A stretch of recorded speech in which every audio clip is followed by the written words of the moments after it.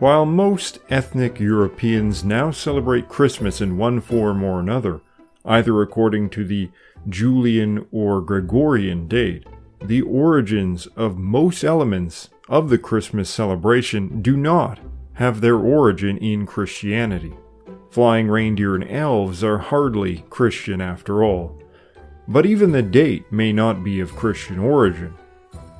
While we should be aware that much related to modern Christmas was carefully crafted and marketed within the modern era in order to create a more secular and increasingly commercialized event, there most certainly were celebrations held around midwinter throughout Europe, long before the Christian religion existed, in a time when European peoples worshipped their own gods, and held their own myths and histories, and the celebrations that accompanied them. We are going to take a look at some of these traditions, from the frigid temperatures of Novgorod, Russia, to the Western Isles of Scotland.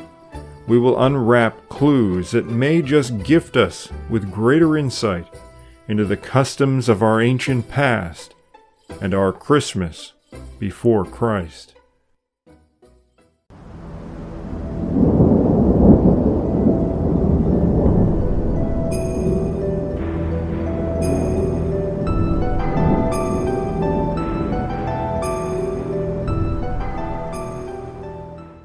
Hi friends, I'm Kevin McLean. If you'd like to support the channel and be part of a great community, come join me on my Patreon channel. You can also support me through PayPal. Much thanks to all of my supporters. Before delving into the myths of various European customs around Christmas time, it should be noted that the dating of Christmas was not the dating as held in the ancient or medieval past. The date, according to the calendar, was always December 25th, but when the Julian calendar was changed for the Gregorian calendar, the old December 25th became the new January 7th. The Eastern Orthodox still celebrate dates according to the Julian calendar, but it no longer matches with the solstice period due to a flaw with the original calendar, which has the days slowly drifting from the solar year. Various local Christmas traditions, some of which continue, will take place anywhere between December 24th and January 7th. Due to the change in the calendar and some traditions locally either sticking with the old days or going with the new days eclectically. In the Slavic traditions of Eastern and Central Europe, Christmas is sometimes referred to as Korochin, thought to have originally taken place around Christmas Eve, or sometimes referring to Christmas itself. The customs surrounding it have now largely been absorbed into various Christmas traditions. Korochin, Krachin in Slovak, is thought to mean to make a step or to step forward. The most probable meaning of this is in reference to the changing of the year, and very likely the solar cycle. The 25th of December is not the solstice, but it's the first day in which the sun begins to move again towards the northern hemisphere, taking the first step. The first step of the year, the first sign of the coming spring, the first step of the renewed world, and likely the cosmic beginning. The first known mention of it is in the Chronicle of Novgorod, one of the earliest Slavic written sources, and the name is used to refer specifically to the winter solstice. The same text also mentions the founding of the Church of St. Nicholas in Novgorod in AD 1113, a Greek Christian saint who would go on to form the basis of the modern English Santa Claus. However, the Slavs also have their own seemingly non-Christian figure, Ded Moroz, Father Frost, who secretly delivers presents beneath the New Year's tree. Korochin is also referred to as Kolyada. This word has a Latin origin, calens, referring to the new year. Part of the traditional custom involved dressing up in masks and costumes, going door to door, singing carols, with the original purpose to embody spirits of the dead ancestors, to drive away bad spirits and spread blessings. Sometimes people receive treats in return. Bonfires are lit, and in some cases there is a specific ritual burning of an oak log, in Bulgarian called a budnik.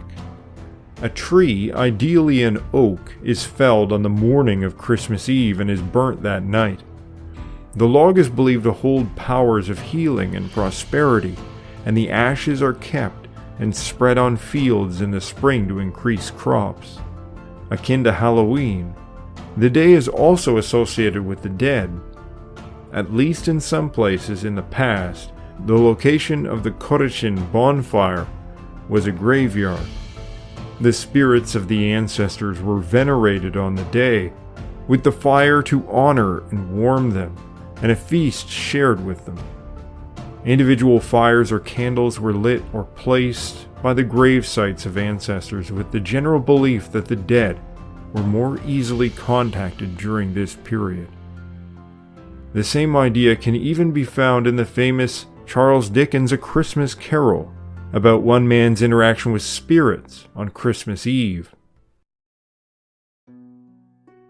More common in recent times, however, are visits to grave sites, lighting of candles for the dead, and inviting the dead to share in the meal together at home. This meal had on Christmas Eve was often vegetarian with 12 dishes. This specific custom may be of Christian origin, though it's hard to say. Physical cleansing is also very important to undertake, as it's thought to purify and help bring luck and good health in the new year, likely tied to earlier pagan purification rituals, which nearly always involve washing. The idea that ancient Europeans were extremely dirty is just wrong. While we know Roman and Greek bathing traditions, we also have an account of Slavic bathing traditions where the Christians say, "I saw the land of the Slavs, and while I was among them, I noticed their wooden bathhouses. They warm them to extreme heat, then undress, and after anointing themselves with an acid liquid, they take young branches and lash their bodies. They actually lash themselves so violently that they barely escape alive. Then they drench themselves with cold water and are thus revived, and they think nothing of doing this every day." In fact, many Slavic cultures today are still known for their hot bathing houses, with middle-class homes often having one as a separate structure. It is also possible that the lashing with branches may have been part of a purification ritual, with certain types of branches having certain purifying properties. Such ritual cleansing was part of the original Slavic Korochin traditions. The Baltic people, anciently linked to the Slavs, have similar customs with similar names. The Lithuanians call Christmas Eve Kūčios and Christmas Day Kalėdos, cognate with the Slavic Kolyada. On Kūčios, a vegetarian meal is had with 12 dishes, and traditionally, deceased relatives are given a special place at the table. Many times the table was not cleaned away, as it was believed that the dead came to eat once the household was asleep. Hay was also spread upon the table beneath a white tablecloth, from which lots are drawn by randomly pulling a piece out from underneath. In some cases, the meal is referred to as the Feast of Adam and Eve, and it's said to symbolize the fall of humanity. Apples are served and cut up and distributed first to the husband by the wife. There is nothing biblical about this tradition, but apples were an important symbol in ancient European paganism. So much so that the idea that Adam even ate an apple and not a fig or some other Middle Eastern fruit seems to be of European pagan origin. A special log was also cut down and burnt upon the fire. Sometimes the log would be dragged through the local area, and people sang carols and dressed with masks or costumes. At the end, the log would be burned in a festive fire. They also have a local version of St. Nicholas called Senis Shaltis, which in Lithuanian means old man cold, or he is alternatively known as Kalėdų senelis, which means old man of Kalends. This gives us a glimpse into what might have been the original figure behind Santa Claus. As in every other case, he distributes gifts to good children, but only if they perform some art or skill for him, be it singing, dancing, reciting poetry. There are similarities to be found in the Welsh tradition of Christmas. The Bonncyff Nadolig, the Christmas log, is very similar to the Yule log. A special log was marked out and set aside for burning on Christmas Eve, or sometimes to be burnt over a period of several days. Processions go out with a horse skull and knock on doors. This Vari Lluid, or Merry Lluid, is the grey mare, thought to bring good luck. A rhyming poetry battle takes place between the horse and the person whose door it approached, the horse seeking entry and the homeowner seeking to deny entry, all in good spirit. If the owner relents, the Merry Lluid and its accompanying procession of men would be invited in for a drink and snacks. The exact custom may have been influenced by English traditions, and it's part of the overall wassailing custom, ultimately of English origin. There are also traditions of going door to door, either in mask or with totems, requesting treats. The entire celebration is tied predominantly to the idea of the New Year, and it's possible that traditions originally set for the period of Samhain were changed to match with Christmas. However, it's also possible that the timing of these types of celebrations simply differed between Gaels and Brythonic people, the later being in more close connection to mainland Celts. In the earliest Welsh myths, it is the time of New Year, celebrated on or around the winter solstice, which stands out as being the most significant date. The Gaels, on the other hand, considered the year to begin with the onset of winter and the end of the harvest season, as opposed to the solstice. However, there were some traditions which the Gaels celebrated around the time of Christmas. One thing that is generally agreed on in timing between Welsh and Gaelic custom is the killing of the wren. The wren is called the king of birds, not just in Gaelic and Welsh traditions, but this element can be seen at play in folklore across Europe. The exact reasons are beyond this video, but a consistent custom in Ireland, Scotland, and Wales is the Christmas killing of the wren by a group of young boys who would then lead a procession, either with the dead bird openly displayed, or with the bird concealed in a box, which people would give small treats to the wren boys in order to see. Generally, this was done on December 26 or thereabouts, and it undoubtedly had a connection to a pagan solstice ritual. The wren in this case may represent the old year, or the winter season specifically. The bird was one of two important birds for divination, the other being the raven. But according to medieval Gaelic sources, the raven had many positive connotations related to wealth and luck, whereas the wren prognosticated ill fortune most often, perhaps because it is a bird that came to symbolize winter with its scarcity. The boys that hunted it were probably reprising a mythical role. In Welsh myth, Lleu strikes a wren with an extremely deft cast, earning him his name, Lleu Llaw Gyffes, Lleu of the skillful hand. The killing of the wren is also part of Scottish custom, as is the burning of a festive log. But this extends to the Gaelic community as well, which sometimes refer to the log as the Cailleach, meaning an old woman, but specifically in this context, very likely the old bitter woman of winter, also known as Bera or Bírog, linked to winter storms and cold, thought to reside at the height of certain mountains. The log would sometimes be decorated or carved in the likeness of the Cailleach, then burned upon the flames. I don't know if this is explicitly attached to the custom or not, but it's possible to link this to surviving Scottish Gaelic myth. Queen Bera was said to have enslaved Brige all winter. She sent her to wash a dirty fleece white, but it was an impossible task. One day an old man approaches her and says he feels sorry for her. He cleans her fleece, making it pure white as snow, then gives her flowers and tells her to tell Bera that they have begun blooming near the stream. When she asks his name, he reveals that he is called Father Winter, whom we can possibly identify as the same in origin as Father Christmas, now used as an alternative name of St. Nicholas.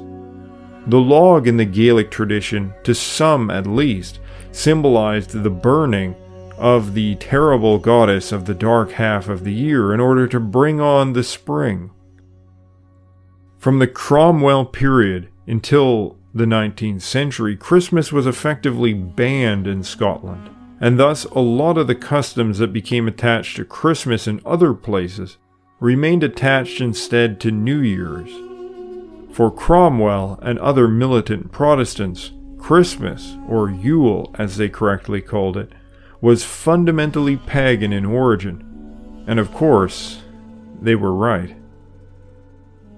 The Hogmanay celebrations in Scotland, otherwise known as New Year's, were originally timed to the winter solstice rather than the calendrical New Year. Hogmanay has many possible etymological origins, but I believe that the Norse and/or Old English origin is the most likely, possibly fused with certain earlier Celtic and Brythonic elements. For some reason, the Old English cultural influence is often overlooked in Scotland, even though Scots developed out of Old English.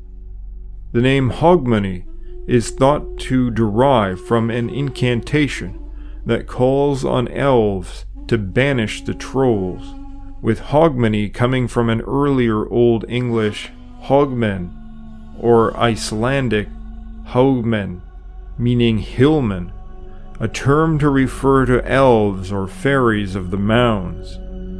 A Scottish rhyme spoken on the day goes, Hogmanay trollolay, give us your white bread and none of your grey. Possibly, this is asking the elves to drive the trolls into the sea, with ole meaning to the sea, or a mutated version of away. And this is then linked to the coming prosperity of the land if the trolls are not there to blemish it. Another English phrase found in a collection of archaisms called Percy's Relics, published in 1765, says, Singe heve and howe, rombelloe trolle onawe. This is a clear indication of recited invocations against trolls, and as Beowulf shows us, trolls were thought to reside beneath the waters. This ultimately connects to the idea of the Fomorians who were driven away, also on the Gaelic New Year. Banishing trolls may not be most people's idea of a Christmas party, but it may well be linked to something far more ancient than Christmas, something grounded in the very origin of Indo-European mythology. Traditionally, Hogmanay had many of the same themes we have already seen: masked children going door to door, rhyming and receiving small treats, many different local fire rituals, burning of the Yule log, and first footing traditions, which invokes the idea of obtaining good luck in the new year, and is very close in meaning to the Slavic name for the day, Korochin, meaning to take a step. And of course the idea of making a lot of noise at the time of the new year, something still practiced today, likely originates from customs of banging, shouting, and ringing bells in order to drive off the old year and the bad spirits like trolls. In some Gaelic areas, a man would take a bull hide with its horns and go about dressed as a bull, and people would try to beat the hide.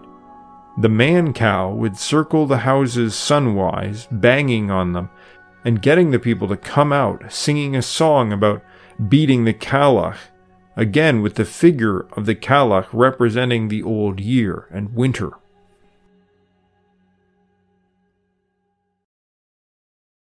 Wassailing and many like activities were once widespread throughout Britain and derived from Germanic roots. The word comes from either Old Norse or Old English, weshael, meaning to be in good health. It refers to a toast, a blessing, but it eventually becomes understood as the drink itself, or the cup for the drink, now referred to as the wassailing cup, or it's used to refer to caroling, as people would go door to door, wishing good health upon their neighbors, and sharing a drink together. In the early modern period, people would go out wassailing and be received at the doors of the wealthy, who were expected to give small gifts or food and drink in exchange for blessings, and perhaps to avoid mischief. The same dynamic is represented in the popular Christmas song, "We Wish You a Merry Christmas," which depicts the tradition of wassailing, with the expectation of receiving figgy pudding in that specific case. It is the fact that we see an almost identical tradition across Europe that suggests it indeed was part of an original pre-Christian winter tradition. The idea of giving blessings on the day also connects it to the notion of Scottish hogmanay, likely referring to a blessing that drives off evil spirits. There's no doubt that the English people did originally celebrate a pagan festival on December 25th. The medieval English historian St. Bede wrote in the 8th century, "They began the year with December 25th, the day we now celebrate as Christmas, and the very night to which we attach special sanctity, the heathens designate Mother's Night, a name bestowed, I suspect, on account of the ceremonies they performed while watching this night through." From the pen of the Venerable St. Bede himself is conclusive proof that the English peoples, and by extension likely the Germanic peoples more broadly, celebrated a festival as the New Year on December 25th, long before the birth of Christ. We are supposed to think somehow this is by pure coincidence celebrated on the exact same day as Christmas. Rather, this is very powerful evidence to suggest that the dating of Christmas, which was settled very late and which was not of significant importance in early Christianity, was decided on largely for Machiavellian reasons, that is, to co-opt what may have been their most significant celebrations of the year for many people in Europe. The Church decided it would be easier to convert pagans in Europe through a process of co-option and assimilation, gradually leading them away from paganism by reinventing their customs as Christian ones, just as they reinvented ancient holy sites, even taking over pagan temples and turning them into Christian churches, for which we have well-preserved examples in Greece. Even the Parthenon was reconsecrated to the Virgin Mary and used as a Christian church before the Ottoman conquest. The true origin of Christmas to the English people is, of course, Yule, as it is still alternatively known. The English name Yule isn't a borrowing from the Scandinavian languages, but preserved from Old English Yule, which later became rebranded as Christmas. The name Yule gradually became disused as Christian traditions came to absorb the pagan ones. Yule referred to the celebration, and the whole month in general. Its meaning can be traced at least back to Proto-Germanic, as all Germanic languages share the name.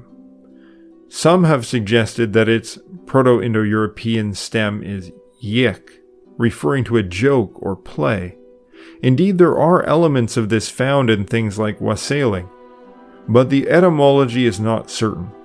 It was, however, a very important day, if not the most important day for the Germanic peoples. King Charlemagne is one example of how significant a day it was.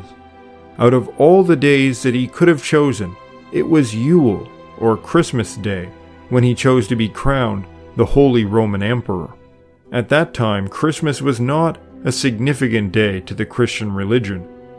His reasons were motivated by his ethnic roots, and it isn't a stretch to connect this idea of being crowned king on this day to an earlier pagan mythology of a god-king ushering in the new age and the ordering of the world, killing off the old and unprosperous, represented among the Welsh and the Gaels as the wren.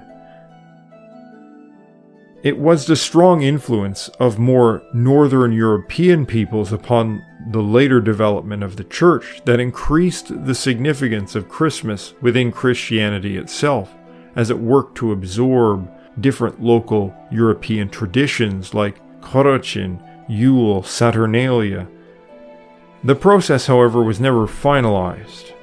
The day never obtained a purely Christian character, and it was always held in suspicion by many devout Christians, some who outright banned it during puritanical uprisings, making it somewhat ironic that at present many devout Christians zealously guard Christmas as their holiday.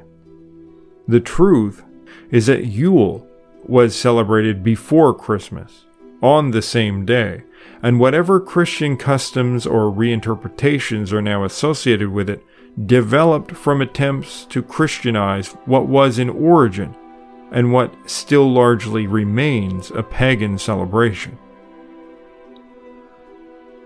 Bede's account of the English Yule connects it to fertility. This still survives dimly with customs around mistletoe. From accounts given by Roman writer Pliny the Elder, mistletoe was thought by the Gauls to be connected to fertility, and he recounts a ritual performed by druids to collect mistletoe without blemishing it. The act of kissing under the mistletoe is likely related to this ancient belief. But that doesn't necessarily mean that the modern customs are a direct result of Druidism. There does not appear, for instance, in Gaelic or Welsh folklore, any particular emphasis upon mistletoe. But in contrast, there is a very specific emphasis on mistletoe in Norse myth, where it has the infamous role in killing the god Balder, son of Odin. The reason for this is somewhat obscure, but it seems that Odin and the mistletoe were closely connected in some ancient rite, which may have given rise to the ironic story. The Yule custom of mistletoe is likely connected to the ancient Germanic practice, no less than the Celtic one. Yule was not only the name for the celebration, but for many Germanic peoples, it was also the name of a month, corresponding to the second moon of the winter season, which doesn't always line up nicely with modern calendars or the solar new year. But it also appears as a month on the 6th century Gothic calendar, in the Norse tale of Hakon the Good. The festival itself was said to last for 3 days. These several days were, under Christian influence, turned into 12 days of Christmas, referred to as the Epiphany. We find this significance of 3 days coming up in other Indo-European traditions. The Samhain festival of the Gaels was said to last for 3 days, for instance. In surviving Scandinavian traditions, there are, or at least were, customs similar to wassailing. There does not seem to be a prominent tradition equivalent to the Yule log, however, but there is a Yule goat. It is a figure of a goat fashioned out of the last sheaf of grain from the harvest, a part of the grain that was usually thought to possess some spirit within it. This link between the Yule festival and the last sheaf of grain from the harvest is also found in the Lithuanian traditions, and the goat is also a feature of some Slavic traditions, where an 11th century account says a man-sized goat was led around by a figure depicting St. Nicholas. Some traditions have a man dressed up as a goat who insists on receiving presents. Some have tried to link this Yule goat to Thor, based on the idea that he owns goats that pulled his wagon, but there appears little evidence to actually connect these two. Of the deities mentioned in our medieval sources linked to Yule, Thor is not among them. There are spirits called Nissa, or Tanta, linked to the winter solstice, in Swedish and Norwegian folklore. They are in origin akin to English hobgoblins. They are spirits of the home and property which can be helpful or damaging, even dangerous if offended. Their exact relation to Yule seems to be relatively recent, and under the influence of figures like Santa Claus. But in the 19th century at least, they began to be represented as bearing gifts to people alongside the Yule goat. Food offerings were left for them, as is customary for all household spirits in many traditions. But this has a striking similarity to the custom of leaving milk and cookies out for Santa Claus, and it may be that this specific custom actually derives from the idea of appeasing a household spirit on Yule, and may confirm an original idea that at least part of the tradition of Santa Claus is based on that figure being a type of ghost or spirit. From Old Norse accounts, we know also that oaths were typically sworn at Yule, perhaps continued today in the practice of New Year's resolutions. In the saga of Hervor and Hedrek, it is said, "It was Yule Eve, the time for men to make solemn vows at the ceremony of the Bragarfull, or chief's cup, as is the custom. Then Arngrim's son made vows. Hjorvard took this oath. He would have the daughter of Ingild, king of the Swedes, the girl who was famed through all the land for beauty and skill, or else he would have no other woman." Special oaths were taken upon a boar, referred to as Sonargoltar, which was ritually sacrificed as part of the Yule feast. This custom features as an impetus for several of the Old Norse sagas. In Helgakvida, Hjorvarsonar, it is this oath to acquire the most beautiful woman as his wife which drives the plot. It describes the process. That evening of Yule Eve, the great vows were taken. The sacred boar was brought in. The men laid their hands thereon and took their vows at the king's toast. The boar may connect the tradition to Freyr, who is one of the gods named in association with oaths elsewhere. It also is related to the wider Germanic custom of eating a boar or swine as part of the Christmas meal. We are provided with an account of what one of these ancient festivals might have been like. It was ancient custom that when sacrifice was to be made, all farmers were to come to the heathen temple and bring along with them the food they needed while the feast lasted. At this feast, all were to take part of the drinking of ale. Also, all kinds of livestock were killed in connection with it, horses also, and all the blood from them was called hlaut, and hlautboli, the vessel holding the blood, and hlautenar, the sacrificial twigs. These were fashioned like sprinklers, and with them were to be smeared all over with blood the pedestals of the idols, and also the walls of the temple within and without, and likewise the men present were to be sprinkled with blood. But the meat of the animal was to be boiled and served as food at the banquet. Fires were to be lighted in the middle of the temple floor, and kettles hung over the fires. The sacrificial beaker was to be borne around the fire, and he who made the feast and was chieftain was to bless the beaker as well as all the sacrificial meat.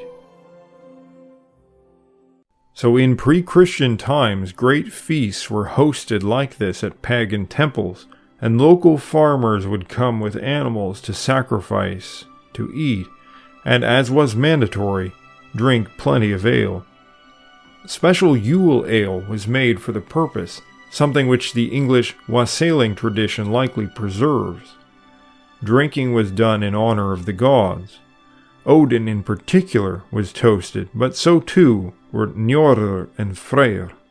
Freyr's role in the festival signifies its connection to fertility, just as in the English case. But what about Odin? What does he have to do with Yule? There are strong reasons to think that Odin was a primary focus at Yule. One of Odin's names is Yulnir, meaning the Yule one.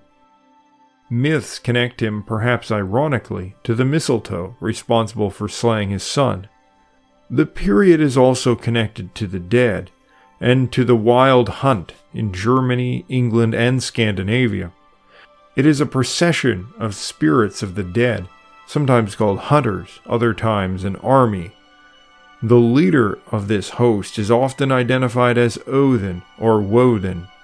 It was believed that if a person was set upon by this host laid flat on the ground, Odin would not strike them. This folk belief also connects Odin to lightning, because it was believed that this was how one could avoid being hit by lightning. Yet Odin and his hunt was particularly active around the time of Yule, and numerous folklore accounts attest to this. A local tradition from Sweden said that one should carry a piece of steel and bread with them to church on Yule, in case they came across a rider with a broad-brimmed hat. If they did, they should throw the piece of steel at him, and the bread to his dogs. The reason for throwing steel was because he was thought as a spirit or ghost. Iron and steel has warding capabilities against such spirits. Yule is a time when the veil between the world of the living and the dead is thin, which is why those spirits of the wild hunt are more likely to be roaming about the skies. In Norse tales, the Draugr are especially active around that time, and we have seen that the dead play an important role in various Christmas-time folk traditions across Europe. Odin's host is comprised of spirits of those honored dead, just as his palace Valhall is their home until the great battle of Ragnarok. We see such themes in Welsh myth as well, where the hunt and the new year serve as a time when men come into contact with gods or spirits. Christmas Eve was referred to as Modranite, named, he suspected, for the activities that they got up to. This connects it to fertility, specifically human fertility, something we may not at first associate with Odin, but Odin is closely linked to the spirit or soul, the source of life, for it was Odin who gave spirit to the first man and woman. He also lists love spells among the powers which he has to aid people. Odin's breath is the soul of man. It's probably a significant reason why he was equated with Mercury, who is the purveyor of souls, among other things. But the reason why Odin is linked to Yule specifically probably has to do with the mythical meaning of the celebration. It symbolizes renewal, the reenactment of the cosmic beginning, and the confirmation of the continued natural order. The sun is a representation of this cycle, just as to move sunwise is to move in the auspicious direction, moving in accord with the cosmos. At the changeover of the year, the old is killed off and things begin anew. That's why all is done to dispel the inauspicious, to get rid of the old year and to increase luck and future fertility in the new year. It was Odin and his two brothers who slew the giant Ymir, drowning all the other giants save two beneath the oceans created from Ymir's blood. It was they who fashioned the cosmos from his body. It is therefore Odin who established the ordering of the cosmos, reflected and reaffirmed during the New Year's celebration, whether held according to the solstice or not. This idea is also reflected in the Indo-European-derived Iranian myths around the New Year, associated there with the spring equinox. The Iranian tradition is linked to Jamshid, a figure derived from the god Yama, cognate with Norse Ymir, and who plays also an important role in the founding of the world, according to Zoroastrian myth. In Welsh myth, when King Lludd is beset by 3 great plagues at New Year, it's his brother Llewellys who provides unerring knowledge, which allows the king to overcome them. It is also the Gaelic New Year, Samhain, when Lugh comes to lead the other gods, slays his grandfather Balor, and forces the Fomorians beneath the sea. The fastening of Ireland is declared, in which order is established and the future flourishing of the harvest is promised. This is accomplished through the intervention of a god, sometimes described as a scal, meaning a phantom, who leads the riders of the Sidhe, spirits linked to the winds and the dead, who are collected from the grave mounds in order to join his army.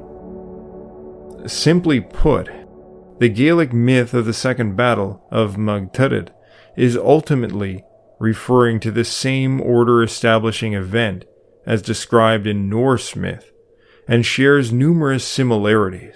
In the Gaelic case, we know without a doubt that this myth is closely tied to the celebration of the New Year, and it's very likely its Germanic counterpart was as well. Another tale that reflects this dynamic, found in both Gaelic, Welsh, and English sources, is the Green Knight.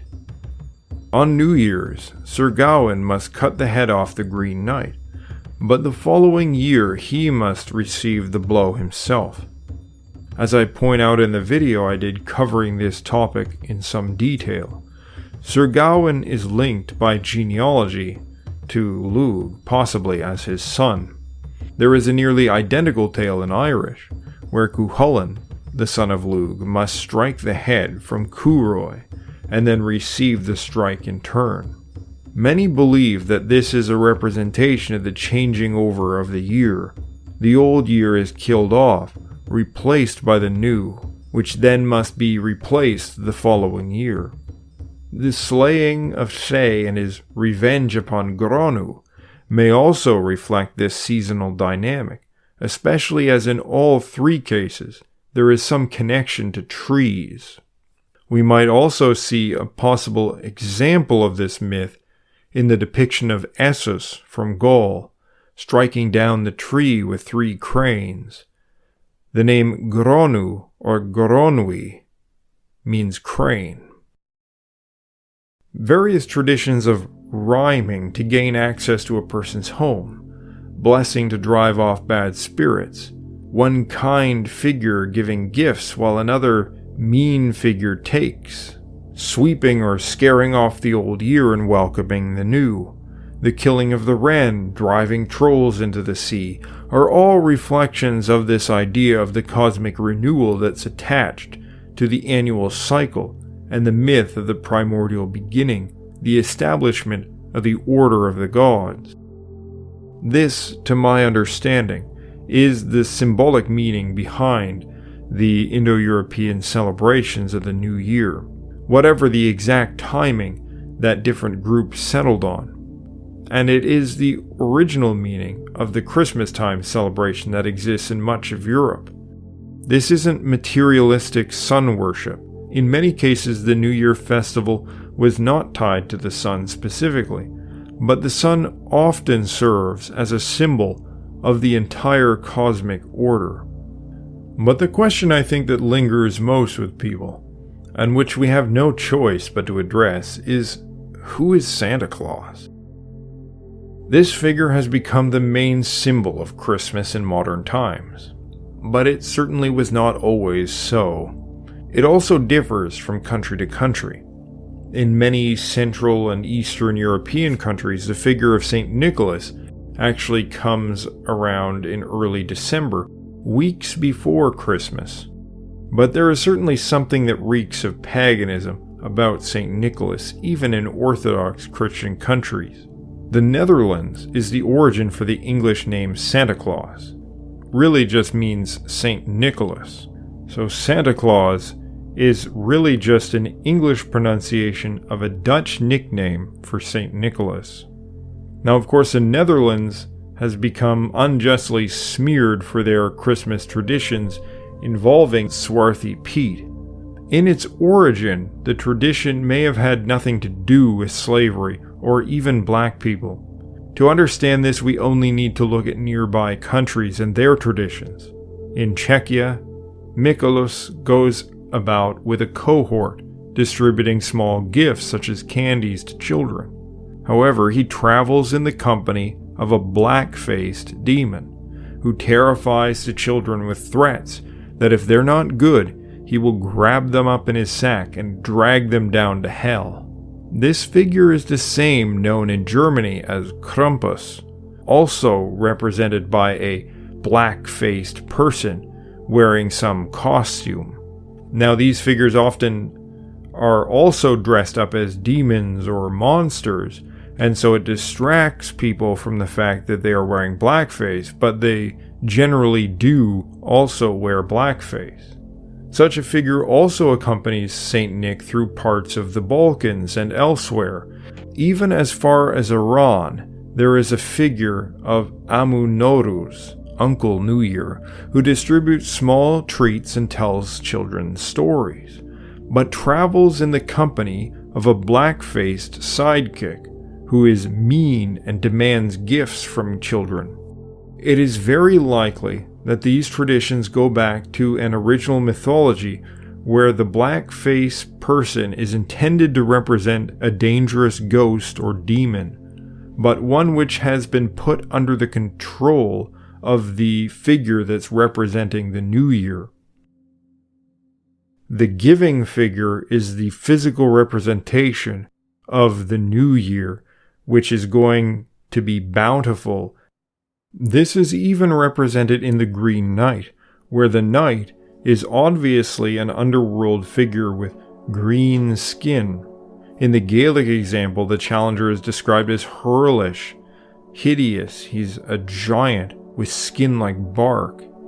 It's possible that these local figures who personify winter and the new year represent the same dynamic. The gift giving is part of the ritual to ensure good fortune in the coming year. The American Santa Claus is ultimately a fusional figure who combines different local European elements, figures, myths associated with the holiday period. Some elements were simply manufactured, and others might have more ancient roots. For instance, elves are spirits and were sometimes connected to the tradition of the wild hunt. Authentic traditions from most of Europe do not feature St. Nicholas pulled by reindeer, but sometimes he does ride horseback through the sky. Father Christmas, another figure who is fused into Santa Claus, is sometimes depicted riding a Yule goat. Santa Claus is not likely to have been derived directly from Odin, though it's possible that he has picked up some elements of the wild hunt or other local traditions.